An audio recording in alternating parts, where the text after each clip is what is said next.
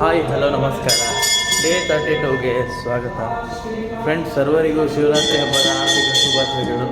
ನಾನು ಮತ್ತು ಇಬ್ಬರು ಶಿವರಾತ್ರಿ ಹಬ್ಬದ ಸಲುವಾಗಿ ದೇವಸ್ಥಾನಕ್ಕೆ ಬಂದರು ಬೆಳಗ್ಗೆನೆ. ಮತ್ತು ಮುರುಡೇಶ್ವರದಲ್ಲಿ ಯಾರಾಗಿದ್ರಿ ದೇವಸ್ಥಾನಕ್ಕೆ ಹೋಗಿ ಅದೊಂದು ಸಲ ಹೇಳ್ತೀನಿ, ಯಾಕಂದರೆ ನಂಗೆ ಊರಿಗೆ ಬರಲಿಕ್ಕೆ ಆಗಿಲ್ಲ.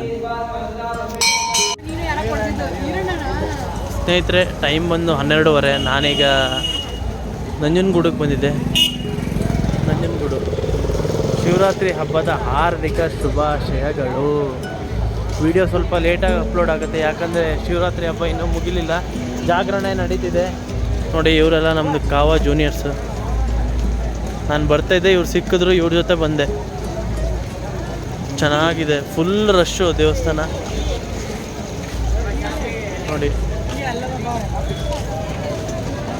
ಗೈಸ್ ನೋಡಿ, ನಂಜನಗೂಡು ಗೋಪುರ ಇದು ದೇವಸ್ಥಾನದ್ದು. ಯಪ್ಪ, ಸಿಕ್ಕಾಪಟ್ಟೆ ಜನ ಗೈಸ್, ಸಿಕ್ಕಾಪಟ್ಟೆ. ಇನ್ನೂ ಜನ ಕಮ್ಮಿ ಆಗಿಲ್ಲ, ಎಲ್ಲ ಜಾಗರಣೆ ಮಾಡ್ತಿದ್ದಾರೆ.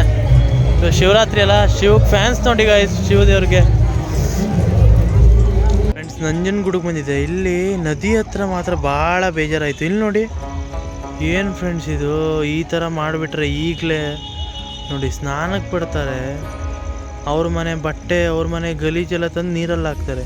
ಇಂಥ ನೇಚರ್ನ ಹಾಳು ಮಾಡಿದ್ರೆ ನೆಕ್ಸ್ಟ್ ಜನ್ರೇಷನ್ ಏನು ಮಾಡ್ತಾರೆ? ಏನು ಉಳಿಯಲ್ಲ ನೋಡಿ. ಇದು ಏನಿದು ಪೂರ